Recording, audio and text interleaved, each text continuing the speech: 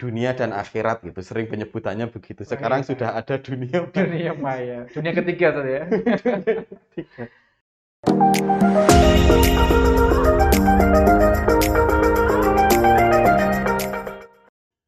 Bismillahirrahmanirrahim. Assalamualaikum warahmatullahi wabarakatuh. Waalaikumsalam warahmatullahi Alhamdulillah wabarakatuh. wassalatu wassalamu ala Rasulillah wa la haula wa la quwwata illa billah. Subhanaka la ilma lana illa ma 'allamtana innaka antal alimul hakim. Amma ba'd. Sahabat DSW dimanapun Anda berada. Alhamdulillah rabbil alamin, di pagi hari ini ya, kita bisa berjumpa kembali dalam podcast kajian DSU. Insyaallah pagi hari ini kita kedatangan guru kita ya, tamu spesial membahas tentang kelanjutan tema kita berkaitan dengan parenting di masa kini. Itu dengan Ustadz Fauzi Prayitno. Assalamualaikum Ustadz. Waalaikumsalam warahmatullahi wabarakatuh. Ya, alhamdulillah rabbil alamin Ustadz. Gimana Ustadz kabar hari ini? Alhamdulillah sehat. Insyaallah. Ya. Melanjutkan Ustadz dialog kita di sesi yang sebelumnya Ustadz berkaitan dengan parenting ya. Nggih. Terutama di kondisi saat ini ya, sekolah juga sampai detik ini pun juga masih melaksanakan kegiatan dengan online gitu Ustadz ya. Nah, kira-kira kalau kita ya menyimpulkan ya, di antara kebutuhan santri itu sendiri, siswa itu sendiri ataupun orang tua di rumah di dalam pendampingan ananda di rumah itu, kira-kira perlu juga nih saat kita membahas tentang etika gitu ya, etika, bagaimana sih etika di dalam mendampingi ananda ketika ananda melaksanakan belajar mengajar di rumah gitu. Nggih. Mengingatnya sejak awal terkait dengan bagaimana kita membicarakan ataupun memperhatikan etika yang tadi disampaikan oleh Ustadz Fadli.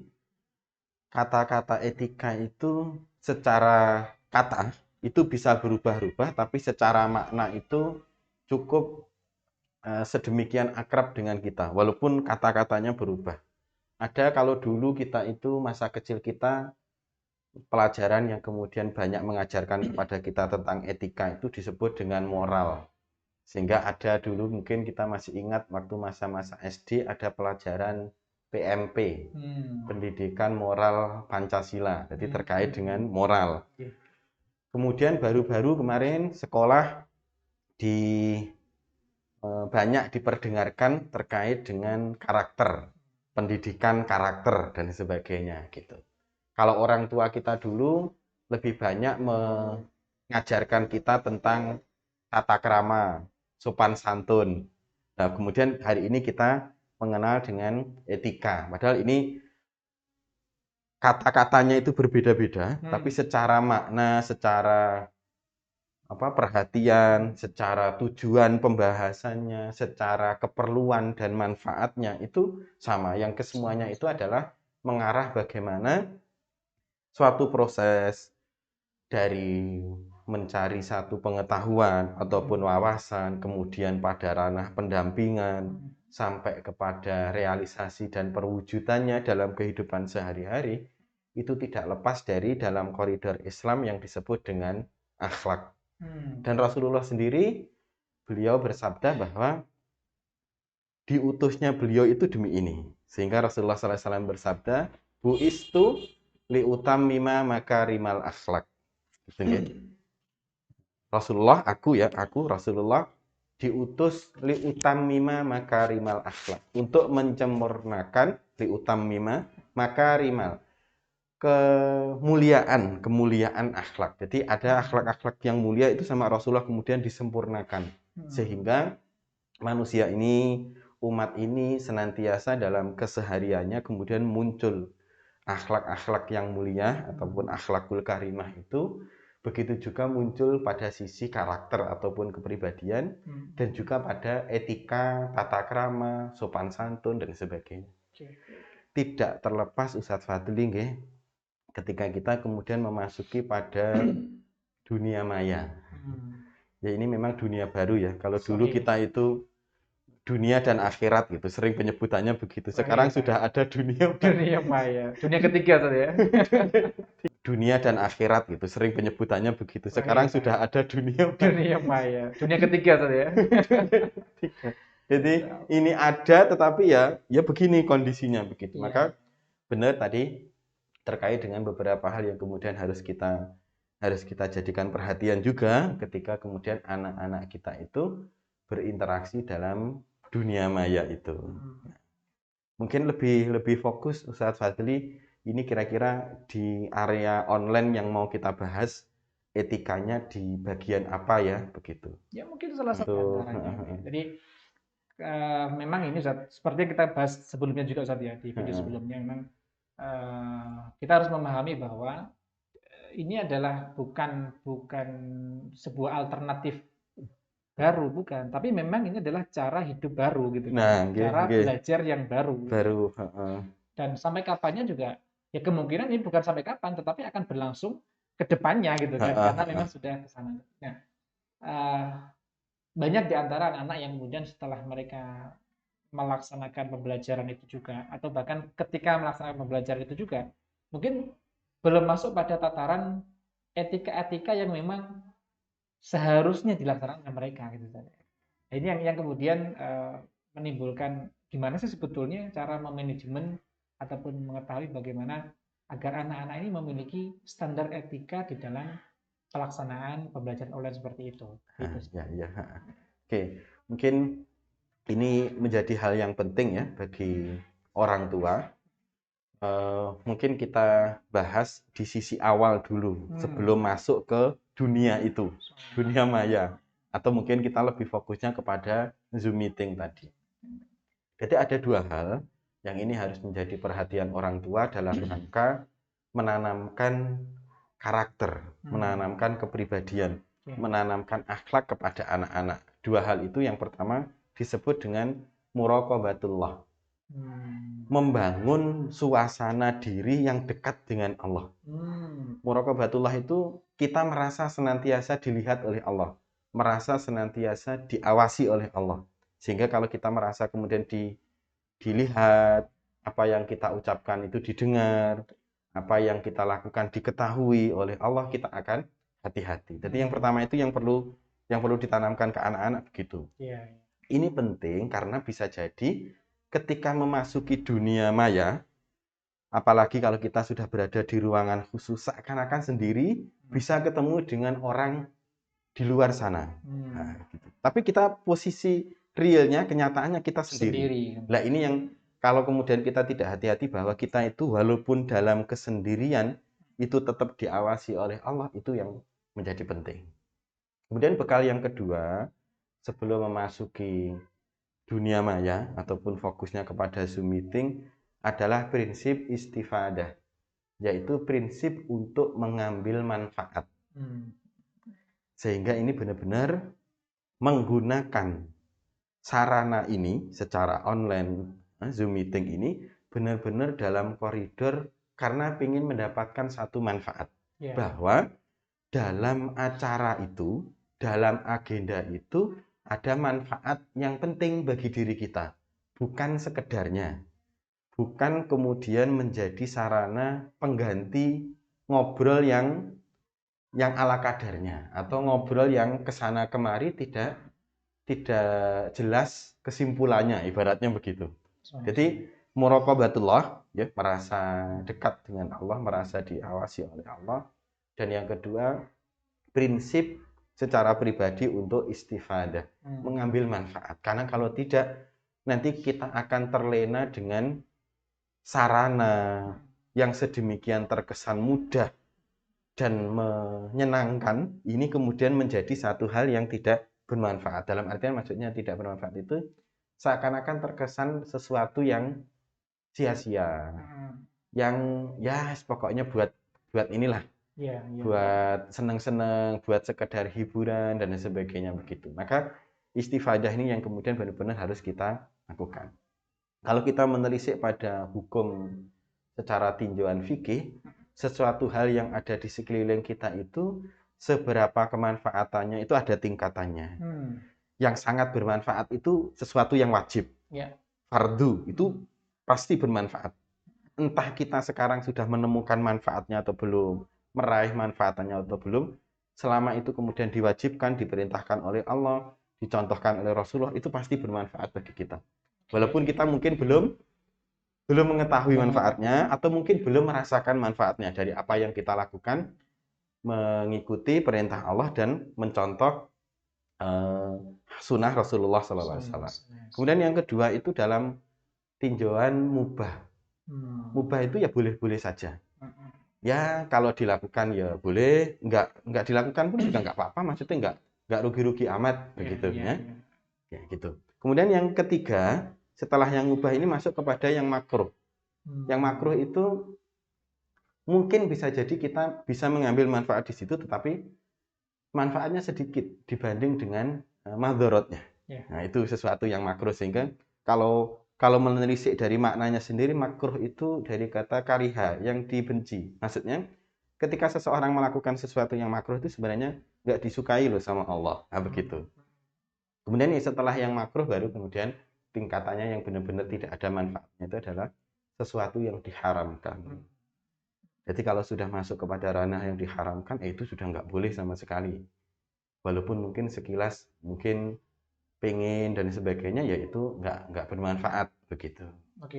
Nah ini pada sisi istifadah ini yang kemudian memang harus benar-benar kita cek nggih. Rata-rata kalau sekarang yang kemudian muncul kaum rebahan itu kayaknya ke ranah yang mubah, yang baring-baring, lihat-lihat, cari-cari hiburan, begitu. Dan tidak terlalu ini nggih, kalau hal-hal yang mubah itu tidak terlalu membutuhkan pemikiran yang jernih. Ini pokoknya sambil lalu aja. Nah, cuma membaca informasi pun, kalau sudah informasinya sekiranya terlalu berat, ini paling ya dilewati. Scroll gitu aja. Menarik, Ustaz. Poin yang pertama, kembali kepada poin muraqabah, Ustaz. Bagaimana cara orang tua melatih anaknya untuk menanamkan sifat muraqabah kepada Allah? Yang pertama, pada sisi muraqabah ini karena memang hubungan seorang hamba dengan Allah, maka hal yang kemudian dikuatkan itu adalah ma'rifatullah, mengenal Allah. Minimal kita mengenalkan anak-anak tentang Allah itu adalah pada Asmaul Husna. Allah itu loh memiliki sifat-sifat yang sedemikian, dan itu benar-benar real ada pada Allah Subhanahu wa taala. Allah Maha Kuasa, Allah Maha Mengetahui, ya begitu. Dan Allah Maha Adil untuk memberikan balasan pada setiap perbuatan yang dilakukan oleh seluruh hambanya. Sekecil apapun, kalau itu memang baik, Allah akan berikan pahala. Sekecil apapun atau sesepele apapun, kalau memang itu tidak sesuai dengan perintah Allah, Allah juga akan memberikan balasannya. Itu yang sisi muraqabah itu begitu. Nah, walaupun ini memang bukan satu pekerjaan yang mudah, tapi juga bukan sesuatu yang tidak mungkin. Tidak mudahnya itu karena kita perlu menjelaskan sesuatu yang memang ini gaib, gitu ya, tidak bisa langsung diindra oleh anak-anak. Itu yang saya rasa kemudian tidak mudah itu. Tapi tidak mungkinnya anak-anak itu memiliki bekal dari Allah SWT, lahir dalam kondisi fitrah, secara nurani, secara kejiwaan, anak itu sedemikian mudah tersentuh dengan hal-hal yang sedemikian begitu. Karena masih anak-anak gitu nggih, dengan kepolosannya, dengan kebersihannya, kesucian hatinya, itu tidak ada satu tendensi tertentu untuk memahami sesuatu. Beda dengan orang yang sudah besar, yang kemudian memang ada maksud-maksud tertentu dalam dia memahami ataupun mencerna hal-hal yang berkaitan dengan Allah Subhanahu wa taala. Gitu. Jadi kurang lebih seperti itu, Ustaz, ya, terkait dengan bagaimana melatih anak-anak untuk memiliki sifat muraqabatullah, walaupun ya dalam kondisi keseharian mereka lebih sering untuk melaksanakannya dalam kondisi sendirian gitu, Ustaz, ya. Karena memang sebagian ada yang sampai begini, Ustaz, di rumah itu ada sampai dipasang CCTV untuk anaknya. Iya kan? Jadi ada smart room gitu, Ustaz, ya. Jadi dipasang CCTV itu khusus untuk memantau kondisi pembelajaran anaknya di rumah. Kira-kira anaknya ini bapaknya di kantor, mamanya di kantor gitu. Kemudian dipantau dengan CCTV itu, Ustaz. Nah, ini kalau ini kan tataran pada muraqabah sifatnya adalah kontrol dari manusia gitu Ustaz ya. Iya, iya. Kira-kira hal semacam itu pun juga penting nggak Ustaz kira-kira kalau dilakukan? Oke. Jadi gini, sebenarnya ini kalau kita melihat tadi apa munculnya ya yang dari penjelasan Ustadz Fadli munculnya CCTV di rumah yang itu sebagai bentuk kontrol orang tua kepada anak. Ini sebenarnya bisa menjadi wujud CCTV, keberadaan CCTV munculnya di era ini teknologi tentang adanya CCTV itu sekilas secara sederhana itu bisa menjadi bahan bagi orang tua untuk kemudian memahamkan kepada anak-anak. Ini sekedar pengibaratan. Jadi gitu. Sama kita sampaikan kepada anak-anak. Sepengetahuan kita secara umum, begitu seseorang itu masuk ke fasilitas umum yang kemudian di situ ada tulisan area ini terawasi oleh CCTV. Itu langsung tek orang itu akan kemudian hati-hati.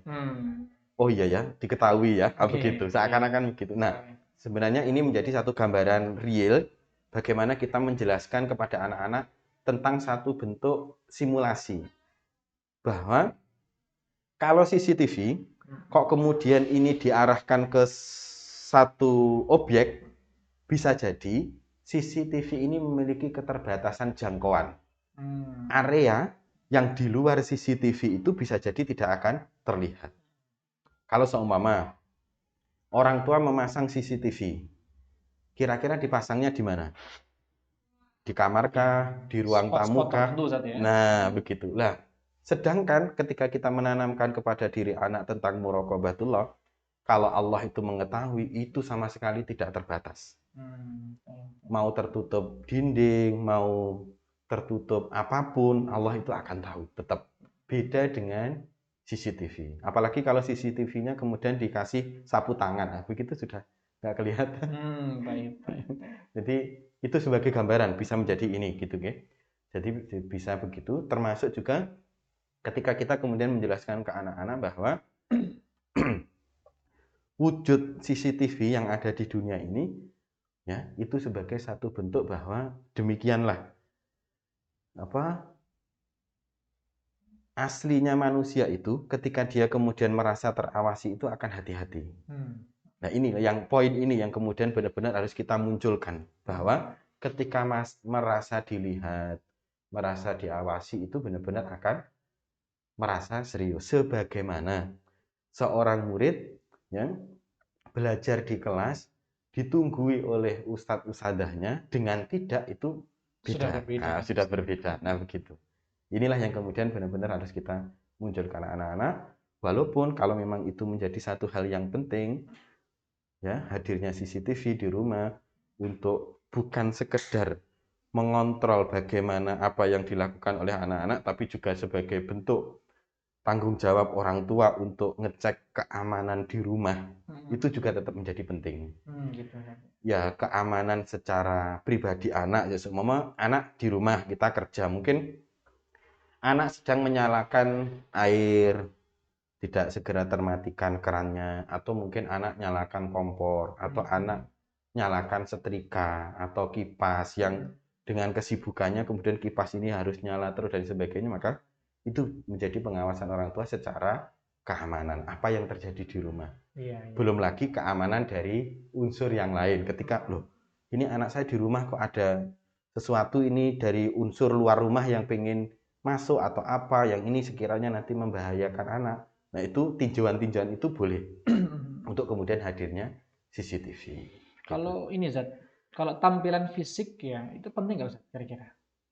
Jadi gini, kalau sudah masuk ke ranah Zoom meeting, ya, tampilan fisik atau yang terlihat di kamera itu memiliki satu sisi kalau bagi kita itu ketersesuaian, keserasian, tidak terlalu berlebih. Maksudnya mau berangkat Zoom meeting terus dandanannya kayak mau kondangan gitu juga tidak sampai segitu. Dan juga tidak ala kadarnya. Maksudnya Zoom meeting dengan kaos atau dengan piyama atau dengan baju tidur. Nah, yang begitu-begitu karena memang kita nggak pernah tahu ya. komunitas yang membersamai kita dalam Zoom meeting itu memiliki satu keleluasaan minimal mengambil gambar yang kemudian ada pada diri kita. Itu secara tampilan. Jadi ketika apa yang nampak pada diri kita di kamera itu. Selain itu, dari tinjauan yang terlihat, hal-hal yang ada di sekeliling. Paling tidak ya, pencahayaan itu jelas. Ya, terang, ya secukupnya lah, maksudnya tidak terlalu silau juga tidak bagus. Kemudian kerapian, kebersihan di sekeliling area yang terlihat itu. Karena memang mau tidak mau itu yang menjadi konsumsi komunitas dalam Zoom meeting itu. Mau tidak mau, lama ataupun sebentar pasti akan terlihat. Nah, biasanya ada yang lihat, oh teman-temannya ini di mana, maka Zoom meeting itu juga perlu memilih lokasi. Ya, lokasi yang memang di situ kondusif untuk melakukan Zoom meeting. Jadi dari yang terlihat itu juga tidak terlalu ramai, ya, tidak terlalu mencolok, ya, juga tidak terlalu banyak gerakan, gitu ya. Sama Zoom meeting kok belakang kita jalan raya begitu kan sudah kerasa ini, mengganggu konsentrasi yang lain yang ada kendaraan atau apa begitu. Artinya memang semacam ya, pakaian yang kita pakai saat itu, gitu, ya. Kemudian mungkin background saat ya, mungkin ya background ya jangan sampai background kok kemudian di depan kamar mandi begitu kan juga nggak nyaman juga gitu. Baik. Memang ini terjadi Ustaz ya, karena memang terjadi ya kadang-kadang begini Ustaz, sebagian ada yang diambil gitu Ustaz ya, diambil backgroundnya tuh di mana belakangnya itu adalah ruang untuk orang lalu lintas. Berlalu lintas. Kadang-kadang begitu. Jadi pintu kamar ataupun ruang dapur atau apa. Ini sebetulnya secara lebih elegan dan lebih baiknya adalah mungkin mengambil background yang sifatnya adalah benda mati saja. Maksudnya adalah mungkin di tembok langsung begitu tanpa ada sesuatu yang bisa mengganggu yang lain gitu saja makanya. Iya. Jadi gini, terkait mengambil posisi ya ketika Zoom meeting. Kalau setara standar ruangan, seringkali ruang tamu atau kamar yang kemudian memiliki potensi untuk kita jadikan area Zoom meeting, itu rata-rata secara normal ya, secara normal. Bukan satu ruangan yang memang itu khusus untuk melakukan Zoom meeting. Kalau kemudian kita secara normal, umumnya rumah gitu, pemasangan lampu itu rata-rata di tengah. Sehingga ketika kita kemudian ingin mengambil satu pencahayaan yang cukup, kita yang kemudian harus merapat ke dinding. Sehingga posisi lampu itu tepat di depan kita. Dan itu akan menjadikan satu keleluasaan bagi orang lain dalam rumah kita untuk tetap beraktivitas, tetapi aktivitasnya itu di belakang kamera, di belakang HP kita ataupun laptop kita. Kita posisinya begini. Ini bagus ini. Sehingga belakang itu tidak memungkinkan ada orang yang berlalu lalang karena memang antara kita sudah langsung dinding.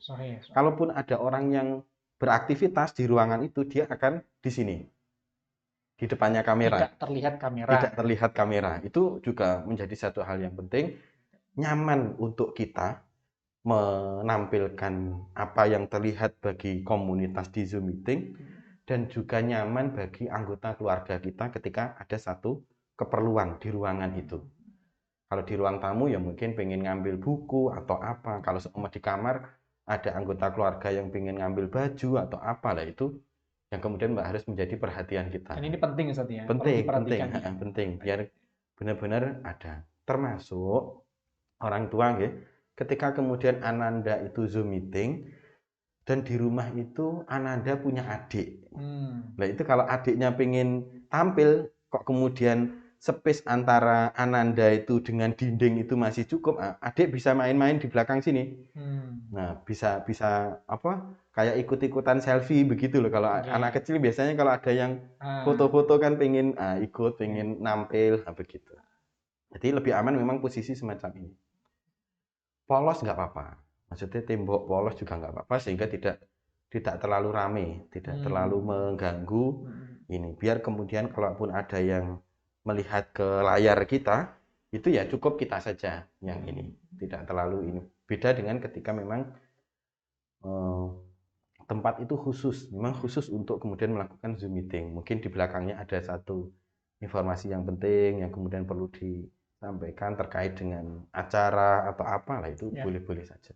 Hmm. Oke. Itu berkaitan dengan ini saja, tampilan Ustaz ya, Nah, tampilan oke. secara fisik. Kalau ini Ustaz, kadang-kadang itu ketika kita zoom gitu Ustaz ya, ada sebagian peserta yang eh, ternyata mungkin dirinya sendiri atau bahkan anggota keluarga yang ada di sekitar situ itu ngomong dan terdengar di zoom Ustaz. Itu kan kadang-kadang mungkin lupa ya, lupa nggak dimatikan apa namanya mikrofonnya, kemudian dia ngomong di luar konteks zoom itu gitu ya, itu akhirnya Nah, terdengar semua Ustaz. iya. Ini termasuk hal yang penting nggak Ustaz kira-kira? Ya, karena ini gini ya, dalam artian walaupun seseorang itu sedang melakukan Zoom, dia posisinya di rumah, yang harus kita pahami saat itu, di jam itu, dia itu sedang posisi di dunia maya. Maksudnya dunia real dia yang ada itu terkesan bahwa dia sudah akan menjadi konsumsi yang ada di dunianya yang berbeda. Dunia di rumah, ya, Sorry. dunia nyata, itu bisa jadi menjadi konsumsi dunia maya. Maka harus kemudian menjadi satu penataan. Makanya kalau di fasilitas Zoom itu kan benar-benar diantisipasi itu semuanya ya, terkait dengan yang terlihat, videonya. Videonya. Kalau memang ada sesuatu kita punya keperluan, ya sudah berarti dimatikan dulu videonya. Gitu. Kalau memang ada sesuatu suara, ya memang harus dimatikan suaranya, begitu. Sehingga tidak menjadi konsumsi yang memang tidak dibutuhkan di dunia itu. Contoh, ada adik kita yang sedang nyanyi-nyanyi atau mungkin sedang nangis atau sedang rewel. Itu sebenarnya bukan konsumsi untuk teman-teman yang Zoom loh ya. Nah, jadi memang ya sudah cukup dimatikan. Begitu. Ketika memang kita belum bisa menyediakan ruang khusus untuk Zoom meeting yang itu memungkinkan untuk tidak masuk suara-suara yang lain. Nah, begitu. Memang perlu ini Ustaz ya juga. Karena kan kalau anak kecil kadang-kadang juga nggak terlalu memperhatikan itu. Artinya kalau memang kondisinya sedang ada orang tua dan ada pembicaraan pribadi, bagi peserta Zoom ya, bukan pembicara, itu mungkin ya orang tua juga penting ini untuk mengingatkan. Itu Zoom-nya sudah dimatikan belum? Mungkin Nah, videonya gitu ya, nah, atau audionya gitu ya. Itu nah, penting juga Ustaz ya iya bagi penting, orang penting tua. itu. Gitu Ustaz. Kemudian ini Ustaz, kalau tadi masalah etika ya, secara apa namanya tampilan ataupun secara suara gitu Ustaz ya. Langkah berikutnya apa Ustaz di dalam mengaplikasikan etika di dalam Zoom ini Ustaz? Ya, jadi gini, dari apa yang kemudian ada pada pengalaman-pengalaman anak-anak itu benar-benar menjadi bahan bagaimana mengevaluasi suatu kejadian. Maksudnya gini, bisa jadi apa yang kemudian terjadi kepada anak-anak itu sebagian besarnya hal baru, entah itu bagi orang tua ataupun untuk anak-anak. Walaupun anak-anak itu anak-anak era sekarang yang mereka lahir juga sudah dengan Android ini, sudah dengan perangkat internet ini. Tetapi tetap hal-hal yang terjadi yang memang anak-anak itu belum sepenuhnya memahami apa yang kemudian harus disiapkan atau apa yang dilakukan, itu benar-benar kemudian bisa dijadikan sebagai pelajaran terhadap peristiwa-peristiwa yang ada. Jadi kayak tadi yang disampaikan oleh Ustaz Fadli ya, terkait dengan mengatur audio. Bisa jadi kita itu sedang serius dengan materi, kita lupa mematikan audio. Nah mungkin di rumah kita itu sedang ada satu pembicaraan orang tua yang itu penting. Maksudnya penting itu pembicaraan untuk keluarga, tidak menjadi konsumsi umum. Nah, inilah yang kemudian harus menjadi kehati-hatian bagi kita semuanya. Begitu juga yang terlihat. Seumpama ternyata nampak ada yang kemudian seharusnya tidak terlihat di layar kamera itu kok kemudian terlihat, maka pengaturan video itu penting. Nah, inilah yang kemudian menjadi pembelajaran bagi kita semuanya. Jadi harus benar-benar mencermati. Ini videonya kondisinya bagaimana, audionya bagaimana. Sesuai dengan kebutuhan dan keamanan. Ada kalanya orang yang sudah semangat sejak awal audionya dimatikan. Begitu ada materi yang dia kemudian ada satu hal yang pengen disampaikan, tahu-tahu ngomong. Perasaan kayaknya masih sedang bertatap muka. Nah, gitu. Padahal ini audio sedang mati, ya nggak akan tersampaikan, walaupun kita sedang ngomong begitu. Nah, inilah yang kemudian menjadi sesuatu hal yang perlu dicermati. Karena memang begitu perangkatnya. Perangkat itu disusun untuk memberikan kenyamanan dan keamanan. Mana yang boleh, mana yang tidak boleh. Karena walaupun dunia maya itu sedemikian mudah untuk mengaksesnya, yang menjadi perhatian penting tetap harus ada hal-hal privasi yang juga harus dijaga begitu. Baik, Ustaz. Kalau setelah Zoom selesai, Ustaz, kira-kira apakah cukup ya sudah selesai selesai gitu aja gitu ya? Ataukah ada kiat khusus sehingga apa yang didapatkan di dalam Zoom itu memang benar-benar bermanfaat gitu, Ustaz? Bagaimana kira-kira? Jadi gini, ada dua hal ya. Kalau kita lihat ya tadi, kalau sebelumnya itu ada dua hal, muraqabatullah sama prinsip istifadah. Kemudian ketika sedang melaksanakan juga perhatian kita ada dua hal, apa yang terlihat dan apa yang terdengar. Mungkin kita lagi materinya lagi serius, ternyata ada terdengar lagi goreng kerupuk. Itu enggak, sebenarnya bukan kebutuhan teman-teman di Zoom ya. Nah, sedangkan yang terakhir setelah Zoom meeting itu kemudian dilakukan, maka yang harus diperhatikan dua hal juga. Yang pertama, mewujudkan. Jangan sampai apa yang dibicarakan di Zoom meeting itu dipandang sebagai obrolan sambil lalu saja. Apalagi kalau Zoom meeting itu memang benar-benar diagendakan pada waktu khusus dengan orang-orang khusus dalam komunitas yang khusus, berarti ada satu kemanfaatan yang ingin dicapai. Entah itu ada sesuatu yang harus dipraktekkan, apakah ada sesuatu tugas yang harus dilaksanakan, apakah ada satu pengetahuan yang harus disimpulkan, yang setelah itu kemudian masuk kepada apa yang perlu kita lakukan di dunia nyata. Jangan sampai seakan-akan itu kan itu kemarin kan urusan di dunia maya begitu. Setelah kembali ke dunia aslinya, setelah masuk kepada dunia nyata kembali rebahan lagi lah, itu yang tidak ada satu manfaatnya. Karena kita kembali karena kita ingin kembali ke yang awal, istifadah, bahwa kita sekian waktu berlalu dalam kebersamaan di dunia maya itu harus ada satu manfaat yang kita peroleh. Karena kalau tidak ada manfaat, berarti masuk kepada ranah kesia-siaan, dan kesia-siaan itu nggak boleh. Gitu. Kemudian yang kedua, Ustaz, setelah selesai Zoom meeting, ini harus menjadi perhatian bersama, yaitu terkait dengan kerahasiaan. Kita itu bisa masuk dalam komunitas Zoom meeting itu pasti sudah terpilih, karena Zoom meeting itu bukan umum. Tidak semua orang, ya, gitu. Jadi pasti ada satu ketentuan, walaupun itu tergantung bagaimana acaranya. Walaupun acaranya mungkin di-share secara umum, tapi pasti ada segmen-segmen khusus yang memang di situ. Nah, ketika dalam proses Zoom meeting, dalam pelaksanaan itu ada sesuatu hal yang itu menjadi hal yang privasi bagi tiap orang yang ada di Zoom meeting, maka itu adalah satu kewajiban bagi kita semuanya untuk menjaganya. Tidak diperkenankan untuk menjadi satu konsumsi di luar. Gitu ya. Entah konsumsinya itu kemudian masuk lagi ke dunia maya tetapi dengan format yang lain, dengan sarana yang lain. Contoh, ini habis Zoom meeting.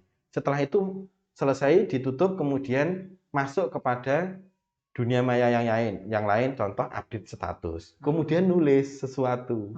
Yang itu sebenarnya sesuatu itu terjadi di komunitas Zoom meeting, yang ketika kemudian dia buat status tentang hal itu kemudian akan menjadi konsumsi banyak. Nah, itu yang kemudian tidak diperbolehkan. Jadi satu bentuk kehati-hatian. Terus apa yang perlu kita lakukan? Tetap menjaga satu upaya untuk menasihatkan hal-hal yang kemudian tidak pas. Begitu. Ya, tidak pas.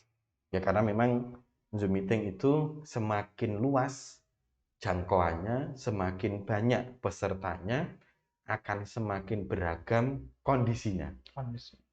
Ada yang semakin beragam.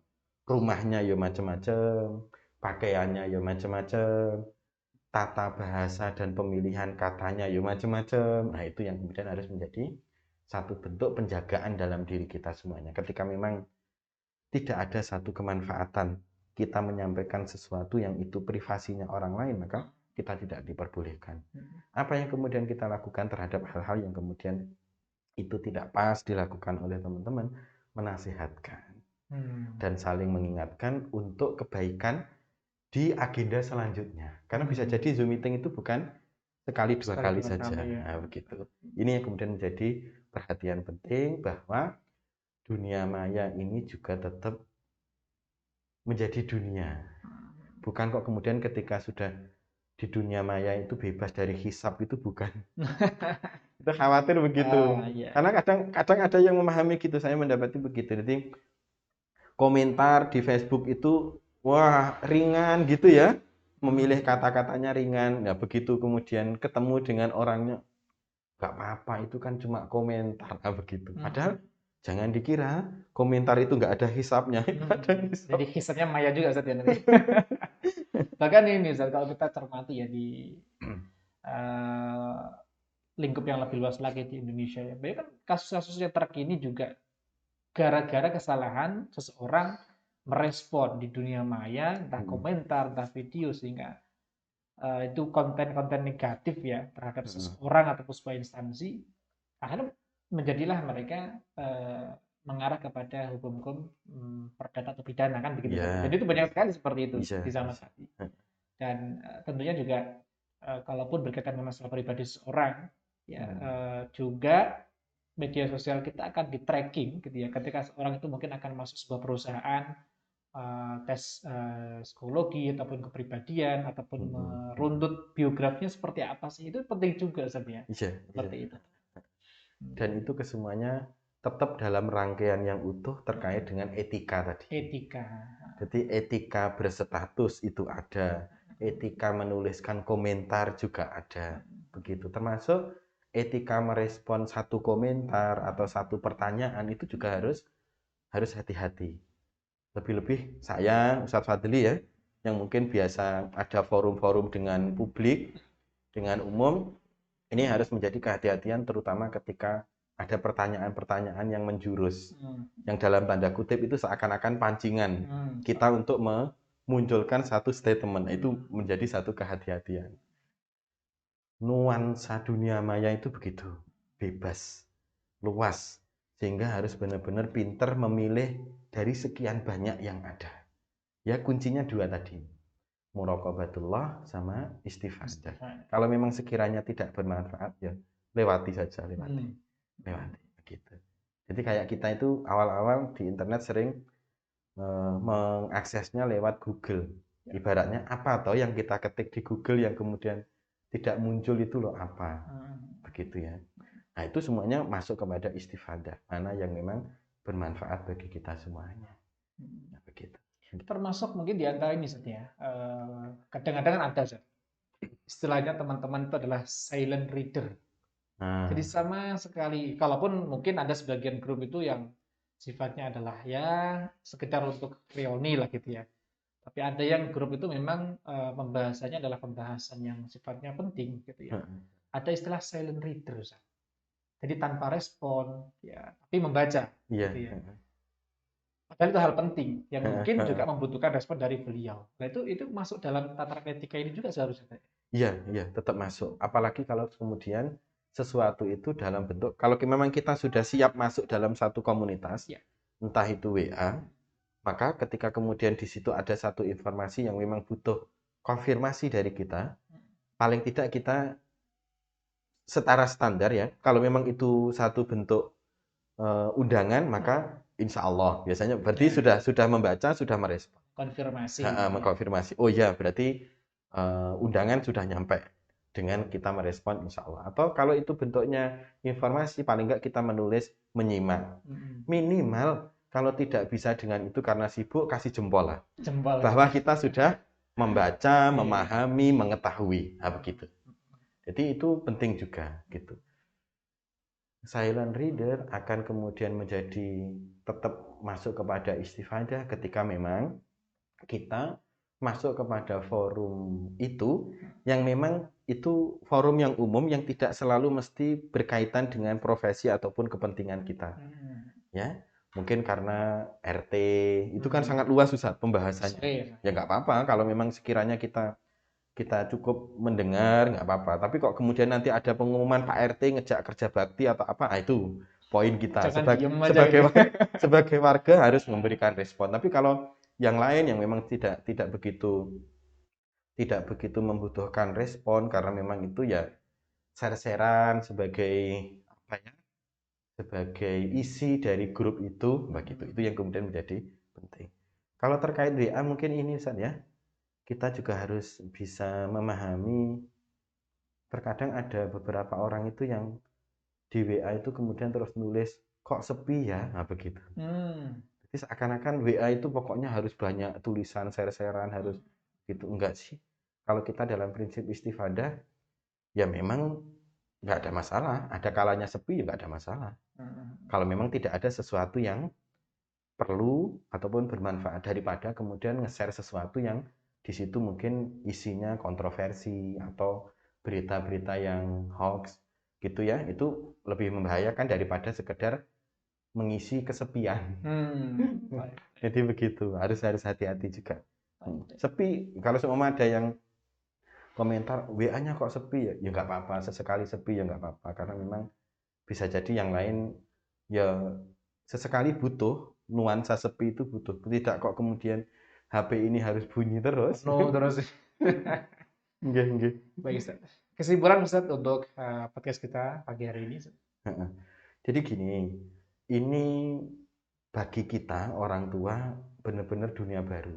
Bahkan beberapa teori menyebutkan di era sekarang kita itu sebenarnya tamu. Kita sebagai orang tua itu tamu. Dunia yang asli yang sekarang ini, era yang sekarang itu adalah dunianya anak-anak kita. Yang anak-anak itu begitu lahir itu sudah ibaratnya selesai akikoh itu sudah megang HP. Iya, Ustaz. Bisa begitu, Ustaz, ya? bisa jadi. Jadi selesai akikoh itu anak-anak sudah bisa megang HP itu sudah bisa. Dan tidak perlu kursus menggunakan ataupun mengaktifkan HP itu anak-anak sudah bisa. Betul. Bahkan bisa jadi kita itu yang sudah sekian lama pegang Android ini, kemudian anak kita pegangi Android 2 tahun ataupun 1 tahun kemarin, bisa jadi aplikasinya lebih banyak yang sudah digunakan anak-anak daripada kita. Nah, begitu. Fitur-fiturnya lebih paham mereka gitu. Nah, begitu.